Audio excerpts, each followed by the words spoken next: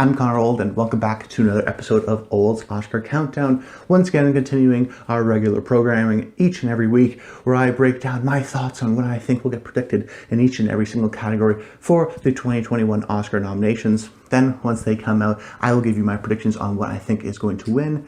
And yet, more generally, this is also just an awards show channel where I talk about my opinions on the Golden Globes, which are going to be coming up soon, which will be very exciting. Yesterday, I talked about The Connors, which was my yearly annual award show, the fifth one. I can't believe it's already been five. That had a real blast doing it, and sort of my favorite movies of the year, my favorite performances, a bunch of different fun categories, best trailer. So definitely check out that video. I put a lot of effort into it, and I appreciate if you would. But you're here for my Oscar expert advice in my predictions and what I think will get nominated, and just explaining these different categories and certain trends that maybe you hadn't considered about with me doing the research. So this is going to be the design category video, where I'm going to be looking at best makeup and hairstyling, best costume design, and best production design, going through each, giving my 5 picks and some honorable mentions. Now, the guilds haven't really come out for a lot of the industry awards. We do have the Makeup and Hairstyling Guild, and we do have Critics' Choice and BAFTA shortlists and things like that, but these are not my final predictions, so do know that. You'd have to wait until my final 2021 Oscar nominations video where I give all my predictions. But these videos are for the most part done to give my explanations as to why I'm picking something over another, and to help you ultimately decide on your own.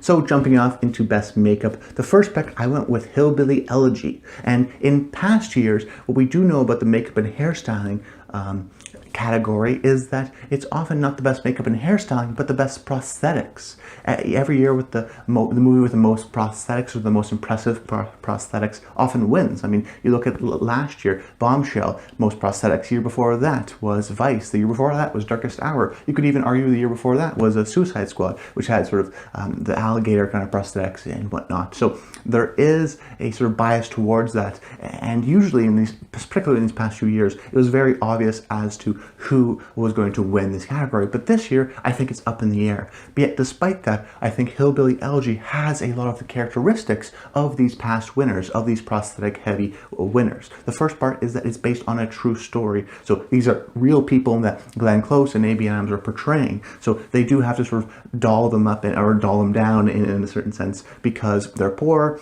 And I think that will help too. The fact that when you see Glenn Close campaigning and you see her on a Zoom chat, she's all dressed up and has makeup on, and you see her performance, and she really does look wildly different with the hair and the long shirts and much more sort of worn down. So that helps. And then also the fact that she did have to transform in a way, even though she's not wearing heavy prosthetics, she did have to do some makeup things in her different hairstyle to transform into this real life person. And it has that same sort of effect where if you saw a picture of Dick Cheney and then Christian Bale back to back, you go, wow, they look so similar. In the same way you look at the J.D. Vance's grandmother and Glenn Close at the time, and they do look very similar. They did a great job by trying to capture what that person really looked like, and I think that will be a benefit to them. Also, I talked about the Guild before. This is a movie that had 3 nominations at the Makeup and Hairstyling Guild, which is the most out of any movie that is shortlisted for the Oscars. So I feel confident that HiIlbilly Elegy will get nominated and has a very good chance to win as well. But my next pick, Ma Rainey's Black Bottom, also has a chance, if not a better chance, to win, because it has the same situation of HiIlbilly Elegy, except it's more well-liked. So Ma Rainey's Black Bottom, based on the play, but more importantly, based on Ma Rainey, the mother of blues, who is a real-life person who actually lived. And so we have this sort of comparisons with Ma Rainey and Viola Davis, who are, for the most part, the only direct real-life persons in the movie. And Viola Davis really transforms in the sense that she put on a lot of weight for this role, but also her makeup, I think, is something that's distinct, that she has this sort of dark blue eyeshadow and other parts, and as the session goes on, it becomes hotter and hotter because they don't have any sort of air conditioning, so her makeup she starts to sweat and her makeup starts to run a bit, and it has this interesting sort of dilemma to it. It's also a period movie, so the interesting sort of 40s hairstyles and the combed over and the middle parts and things like that they're able to do. There is creativity within that, and that being said, it also was nominated for 2 nominations at the Makeup and Hairstyling Guild and has been getting in everywhere. So it could win because of the strength of the movie, because Ma Rainey I expect to be a Best Picture nominee and multiple acting and whatnot. But HiIlbilly Elegy I think just has the edge because it's a little bit more of a noticeable effect. But there's still no clear winner. My third pick, I went with Birds of Prey. Now, I expect this to get in because of the history of this category, really recognizing superhero movies. So I mentioned Suicide Squad, which won. You have movies like Guardians of the Galaxy being nominated. So there has been situations where it is sort of missed out. For example, Guardians of the Galaxy Volume 2 didn't get nominated, but they are pretty good at nominating superhero movies in this category. And I'm a little bit conflicted because I think this has the most sort of vibrant pop visuals of any of the nominees, but for the most part, that's production design, that's the costume design, that's not necessarily the makeup. In Suicide Squad, you actually had heavy prosthetics, where in Birds of Prey, you really only have Harley's makeup herself. So that may sort of knock it down. It was also disappointing to see it only got one nomination at the Makeup and Hairstyling Guild. That being said, I think the history of superhero movies, the fact that it is a visually dynamic and interesting movie, you remember the movie, it has some interesting choices, particularly with hairstyles and all the females that are in the Birds of Prey at the very end. And it's important to note that out of all my nominations, it's the only one that's contemporary. Yes, it's in an alternate world and superheroes are here, but it's still not a period piece. It's still not going back in time. So the makeup category may sort of appreciate that element to it. Then my third pick, I went with Pinocchio, and there's almost always an unusual pick that they go here where the Makeup and Hairstyling Guild are the only guild to nominate them for an Oscar, or no one's even seen the movie, but if you actually watch the movie, it has great prosthetics. So I'm thinking of movies like Border, had no other nominations gotten for makeup. A Man Called Ove, same situation. So there's these movies where not a lot of people have seen them, but the Makeup and Hairstyling Guild sees them because of their impressive makeup. And so they're not really biased in the sense of nominating movies that they like, and they'll give it to winners like something like Suicide Squad because it had actually the best makeup. And I think this year it's going to be Pinocchio. So the movie is an Italian film and uses no CGI. So it's just a boy who had to go through 3 hours of makeup every single morning to make him look like a wooden boy. And there's no effects or anything like that. So I think the Makeup and Hairstyling Guild will appreciate that fact that this little boy had to sit in a chair for 3 hours every morning, and how they're able to do it and make him look like a wooden boy was very impressive, I thought, looking at the trailers and looking at clips. Unfortunately, I haven't seen the movie. But I think this is sort of the weird offbeat pick that they often do pick and will reward here. It's also helped that it has some support. It got in at the BAFTA shortlist. It got a Makeup and Hairstyling nomination. So there is people seeing this movie, which is important. And then my final slot, I don't really know what to go with, but ultimately I went with Mank because I think it is the smart choice. It's the movie that's been getting in everywhere. Got in at Critics' Choice, got in at BAFTA shortlist, got 2 nominations of the Makeup and Hairstyling Guild. So it's also a movie that's very well liked. There's so many things going for it, yet I am a little bit skeptical because this could be a situation like Once Upon a Time in Hollywood last year, where it got all the precursors and then didn't get in. Because the Oscars generally are, and particularly the Oscars and the Academies Makeup Guild, is different than the Critics' Choice and things like that, because they're not so worried as the strength of the movie or if they like the movie, but actually the quality of the prosthetics. And Mank, yes, it's shot in black and white, so they had to do some things with darkening their skin so that their eyes pop more, and of course period accurate hairstylings, and even trying to make someone like Tom Burke look like Orson Welles. There isn't a lot of prosthetics, there isn't a whole lot of makeup, it's just sort of period accurate. Now that could help. It helped a movie like 1917, and Mank we expect to be well nominated and well liked, but this could be the category where I see Mank slip in favor of something else, a surprise win. And then my honorable mentions. My first one is Emma, which I think is probably the most threatening contender, because if you look at the past years for this category, you often find that there are these period drama, costume drama movies that get nominated in this category, even though they don't necessarily totally make sense. For example, last year, or maybe 2 years ago, Mary Queen of Scots, and then 2 years ago, and then the year before that was Victoria and Abdul. So you think of a movie like Victoria and Abdul, and doesn't have really a whole lot of makeup or prosthetics or obvious, but it is this period costume drama the same way Mary Queen of Scots is, and it was recognized. So Emma having these bright, vibrant dresses and colors and period accurate hairstyles, they may appreciate that element too. So that's something that, the only reason why I don't have it on the list is because it actually has been disappointing. Didn't get Critics' Choice, it did get BAFTA shortlist, but didn't get any nominations at the Makeup and Hairstyling Guild, so I'm a little bit hesitant where I expected it to get in. It hasn't got in so far, but that's always a threat that this sort of period piece and costume drama actually gets into this category too. And then my next honorable mention is Jingle Jangle.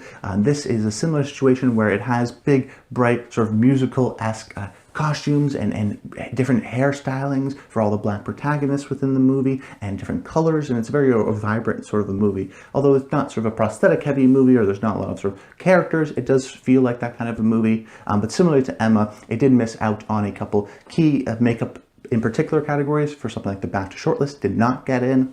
But I do think it's been widely seen within the Academy because this is a movie that no one thought would contend and yet made the shortlist for the Oscars for 3 separate categories. So we know the Academy's been watching it. It's just a question of do they really think of this movie when they think of makeup and hairstyling? So now going to the best production design category, my first pick is Mank, which I think very well could be Mank's only win of the night if Amanda Seyfried starts slipping and misses out on a couple of the acting categories. It's got all the makings of a best production design winner, but also of a nominee. There's a lot of things going for it. The first is that it's a period piece, that most of the time these movies are, and the winner of this category and the nominees as well, often go to period films or fantasy films. So if you look at past, Shape of Water or Mad Max Fury Road or Black Panther, those are sort of the fantasy, sci-fi fantasy movies. And then the more period ones go to like Once Upon a Time in Hollywood or La La Land, which fits very much in the mold of Mank, old Hollywood appreciation of that time. In this case, of course, we're the 40s studio system. So we get the MGM backlot, we get the Hearst Castle in San Simeon, and there's these iconic locations which have also helped a movie like Once Upon a Time in Hollywood or La La Land win, because people go, hey, I know that place, and hey, you're sort of romanticizing it, you're making it beautiful, you're reminding me of a time, that's great. This is also done by Donald Graham Burke, who won before for Curious Case of Benjamin Button, so there is a sense of reputation and respect behind the movie. Of course, the movie is very well liked. We expect it to get a lot of technical nominations. We expect it to get Best Picture, Best Director, and whatnot. So the strength of the movie definitely helps, particularly in this category. The movies that win, oftentimes are movies that are well liked. It has, like I said, the period element, the 40s, the recognizable locations, the romanticism of that, has a previous winner, so it has a lot of things going for it.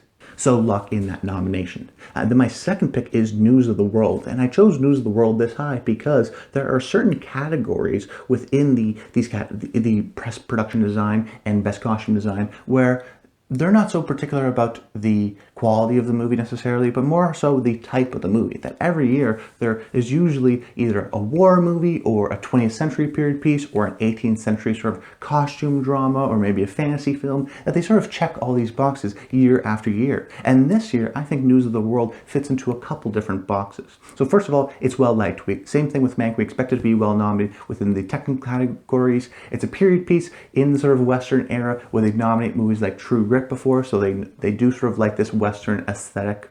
It's also worth noting that I think that this is the war movie of the year. You could even say it's sort of the masculine below the line, kind of a Western movie that we see do well with the tech categories and do well at the Oscars. If last year's would be, say, 1917 or even Ford v Ferrari, the year before that, a couple of years we had Dunkirk, Hacksaw Ridge before that. These sort of war movies that usually do well in these tech categories. We don't have an explicit war movie this year, but the most actiony, masculine kind of a movie I think this year is News of the World, which is why I expect it to be well nominated in these production design categories. And of course it takes place in the Wild Wild West, so it has these raggedy clothes and of course different locations. We have the saloon, we have the big wide vistas, so there is a sort of a lot of appreciation, I think, for that period accurate element. Then my third pick is The Midnight Sky. Now, I think this is a bit of a bold pick, but hear me out because I think it fits one of these boxes very well, more so than any of the other movies. That every year we see not only winners, but many times nominations of sci-fi fantasy movies. So Passengers will surprise, Black Panther will win, Mad Max Fury Road will win, because this guild really appreciates the design and creating these worlds, so much so as they like recreating a period piece. That is a different kind of skill. And I think The Midnight Sky is the really only contender, a serious contender at that. That's really a serious sci-fi fantasy movie. You could say Tenet, but Tenet's really placed in the modern day world, and there's not a lot of creating that you have to do the same way you do with Midnight Sky. I think this is a widely seen movie. I think George Clooney is well respected, and I think there will be an appreciation of, hey, this is different. This is sci-fi fantasy. What he did with the sort of post-apocalypse, the sort of the space sets and the spaceship sets versus sort of the snowy ice that he's able to do on Earth. So I think this will be well respected because it is kind of a unique element of the movie and a unique movie within this long list. Then my next pick, I went with Emma, which is another sort of costume drama, period drama. And for as much as you would think, oh, the costume drama, of course, they're going to get nominated for costumes, these movies also do very well with production design. That oftentimes they sort of overlap in that sense. Movies like, I'm thinking of The Favorite or Beauty and the Beast. So I think the big question is, which of the sort of period costume dramas are going to get nominated here. I think it's either going to be Emma or A Personal History of David Copperfield. Now, it's either or. I don't think both of them get in because, like I said, there's these usual slots that they like to recognize. And for me, I think that The Personal History of David Copperfield has a recency bias, but also it was released in 2019 TIFF and then sort of got delayed. It was released at the beginning of the pandemic overseas, and then only American voters finally got to see it a few months ago. So it had a very odd, strange release schedule. And I don't think everyone has necessarily seen the movie, whereas Emma was released at the sort of on video at the start of the pandemic. And I think that was a movie that, because there was nothing out, people were seeing. And we have heard rumblings within the Academy that that was a movie that they saw early on, that they appreciated, and with surprise nominations of the Golden Globes for someone like Anya Taylor-Joy. We know that people have been seeing it and appreciating it. So with the sort of period accurate Jane Austen bedrooms and locations and grand ballrooms and castles, I think Emma will be the one to get in and nominated here. And then my final pick, I went with Tenet. This is from Christopher Nolan production designer Nathan Crowley, who has been nominated 5 times and has been nominated for movies that were well liked by the Academy, so Inception and Dunkirk, but he's also been nominated for movies that weren't as well appreciated, something like Interstellar or The Prestige, which makes me confident in thinking that Tenet will still get in. Now, it doesn't have sort of obvious period accurate production design. It's a little bit sci-fi-esque, and they do a little bit of that element, but it's for the most part it's sort of international spy journey kind of a movie. So in one part, I think that the technical element will be appreciated, the sort of clean, crisp look that Nolan gives to the movie, and the varying locations will be appreciated by production designers. I think they respect Nathan Crowley to nominate him again. And I think that they crashed a plane, a real plane, into the side of a building. That's, this movie has not very little CGI, has a lot of practical effects. And I think the production designers appreciate that style of Nathan Crowley and Nolan, their collaboration, to get in for Tenet. To my first honorable mention, I went with Mulan. Now, this is, in my opinion, should be a slam dunk of a nomination, yet has been surprising at how poorly it's been doing. It hasn't got in at the BAFTA long list. It hasn't gotten in at the BAFTA long list. Didn't get in for Critics' Choice. But I still have it as an honorable mention here because it has a reputation where these Disney live-action films oftentimes get nominated, particularly in this category. You look at Beauty and the Beast. You look at Mary Poppins Returns. You look at Into the Woods. All these sort of live-action Disney movies get nominated, and Mulan should fit because of the sort of traditional Chinese locations and the colorful and differing locations that they have. But right now you have to leave it out of your list because it just hasn't been getting nominated anywhere. So it could be a spoiler, and maybe you want to put that in as a spoiler, but right now I still think it's on the outset. And then my final honorable mention, I went with Ma Rainey's Black Bottom. And for a lot of people, this should get in. Logically, I think it also should get in. Got in a BAFTA long list, got in a Critics' Choice. Yet it's always a movie that sort of has evaded me. And I go, when I think about the movie, I go, well, there's so many things going against it that I don't know why it's this consensus. So it helps, of course, that it's well liked. That definitely helps. But it's also worth noting that movies that have been well liked as of recent, something like The Two Popes or even Fences, these are plays that are well liked within the Academy, yet they don't get nominated for Best Production Design. The same reason why The Father, I don't think, will get nominated, because there's only so many locations in Ma Rainey's Black Bottom. There's really the recording studio, the sort of back room, and then out on the street. Now, it's a period movie, and I think they'll appreciate that. But when I'm trying to think about it logically, I go, well, there's a history of plays not being nominated in this category. And while it has been getting some of the precursor awards, I don't necessarily think of it when I think of a great production design. It doesn't fit a lot of the molds. I think something like Mank is a stronger film, which sort of fits that mold of the glitz, glamour, sort of 30s period piece. So I think Ma Rainey actually surprises and gets left out. But jumping into my next category for Best Costume Design, I do think Ma Rainey is the leader to get nominated for Best Costume Design. Now, as you're making your Oscar predictions, it may make sense, or maybe the top 5 is to have Ma Rainey in every single category, or Mank in every single category, but you kind of have to go with yourselves and with your own instinct that you can nominate them in every category and accept if you lose on one of them. Ma Rainey, say, surprises and doesn't get in for Best Production Design. Or you can sort of, I think you should design your predictions in a way that says, do I really think Manx will get 14 nominations? Probably not. Let me take it out of a couple categories. Or the same thing with Ma Rainey. Is it really going to get all this acting love and all this technical love? Or maybe it misses out on something like production design. But those are your sort of picks that you have to decide. But speaking of costume design, I think Ma Rainey has a comfortable, sort of solid chance of a nomination because it has a lot of the categories similarly to production design. that will help in costume design. First of all, it's a period piece. It is the sort of 30s, 40s time. It has the credibility of costume designer Anne Roth, who has won before and been nominated 4 times. Of course, when you think of the movie, you think of sort of the suits. Chadwick's character in the movie talks about his shoes and getting the shoes, so that costume element, and that has helped costume movies before, if they particularly talk about costumes or if they're about making costumes, for a movie like Phantom Thread, which won. Also, Ma Rainey, when I think of her sort of gold shimmery dress. So there are certain key points when you think about this movie for the costumes. The period element, how they incorporate within the story, the credibility of the costume designer. It's got a lot of things going for it. So I think Ma Rainey has a good chance to get in for costume design. And then my second pick is Emma. They call these costume dramas for a reason, because they often get nominated. But it's even better because it's colorful. There's a lot of colorful nominations. If you think of the posters for Emma, there's all these sort of individual character posters in their sort of colorful garb to make it feel a little bit more modern in a Marie Antoinette kind of a way, which I think will be well appreciated because of the period element, but also trying to do something a little bit different with it. And this is done by Alexandra Byrne, who is the costume designer who has won before and has been nominated, I believe, 5 times. And she's someone who is sort of known for these costume designs. She did Mary Queen of Scots. She won for Elizabeth the Golden Age. So she is often known for these sort of period kind of style costuming and sort of the queen of that. And so I expect her to once again get nominated and maybe even win for Emma. And then my next pick is Mulan. So while Mulan has been disappointing in a category like production design, it has been doing very well in costumes. For as much as the Disney live action films have been doing well in the production design category, well, they've also done well in the costume design category. Movies like Cinderella or Beauty and the Beast have been nominated as well, or Mary Poppins Returns, in costume design. So Mulan sort of fits that mold, and unlike production design, has been getting the precursors from BAFTA and Critics' Choice for this category. And it does make sense. You have sort of the traditional red outfit from Mulan, the traditional Chinese garbs, but still it's a fantasy movie, so they try to do different stylings, and it's very much a colorful movie with a lot of different sort of costumes and armors, and there's a lot of costumes, which I think will help with it a lot. This definitely seems like it should get in, and I expect it to. Then my 5th slot is Mank, another category where Mank is sort of on the outside, and I'm not sure if to put it in or not, and I will be looking closely at BAFTA and other guilds to tell me if I should, but so far it is once again sort of a logical choice.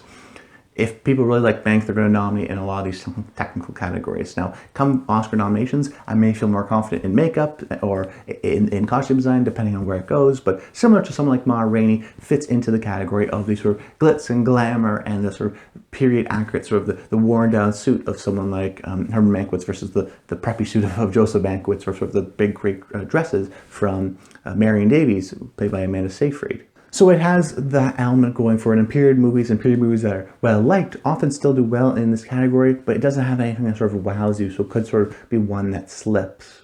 And then with my 5th slot, I actually went with the United States v. Billie Holiday, which is a movie I don't think a lot of people have in this slot because recent reviews have come out more negatively. It seems to be maybe Andra Day is well received and probably will get in that category, but maybe not so much for anything else. Yet despite that, I think there's certain factors that maybe Oscar prognosticators overlook. The one factor is that there are 9 dresses designed for this movie, designed by Prada. So the house designed these outfits for the movie to be accurate and have the very much glitzy glamour of that time in someone like for Billie Holiday. And this is a story that's been printed in a lot of magazines, not the Oscar and sort of movie magazines, but magazines like People and Vogue talk about the United States v. Billie Holiday. So I think the Academy will want to sort of appreciate that and say like, oh, this really respected outsider did all these costumes for this movie. Okay, let's nominate it, because I mean, if they don't nominate it, they're in a way saying, you know, our guys are better than some of the best in the world. So I think that's an added factor, that there's 9 dresses designed for Andra Day for this movie by Prada that has a lot of weight behind it.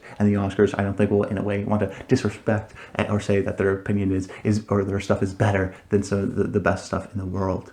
Then my first honorable mention is News of the World, and I have this out in part because I don't think, in the same way to Mank, it doesn't have a lot of noticeable costumes.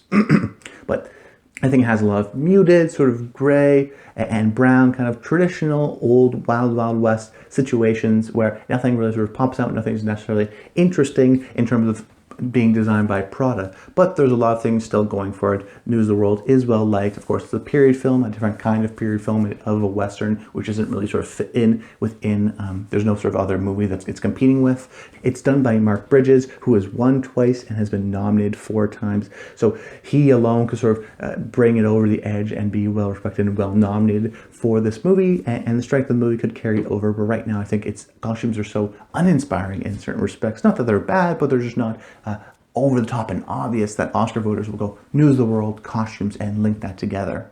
And then my next honorable mention, I think, is Promising Young Woman. I think if you want sort of an outside shot, sleeper kind of surprise, this will be the movie. Because even though it hasn't been getting a lot of sort of obvious attention for its costumes or getting in some of the critics groups and whatnot, if you think about the movie, which we know is well liked, I expect the movie to be well nominated and well liked at the Oscars. When I think about the movie, I think about how the costumes worn by Carey Mulligan, that she often dresses up like a different person to lure these guys back to their place or her place, and has these very distinct costumes, particularly at the very end, for her characters. And I think that's something that you recognize and remember from the movie. So if you like the movie, which we know there are a lot of fans of, I think expect it, if you want to have a surprise, Promising Young Woman in many respects makes sense. So I think that could be sort of a sleeper surprise that not a lot of people are considering. And hey, maybe I even put it in my final 5 just to be a little fun. But that's about it, guys. I hope you enjoyed the video. Make sure you comment below. Let me know some of your favorite design movies of the year. Let me know if you saw last week's Connors. Definitely check that out. That's a lot of work was done to that, and I appreciate all your support on that.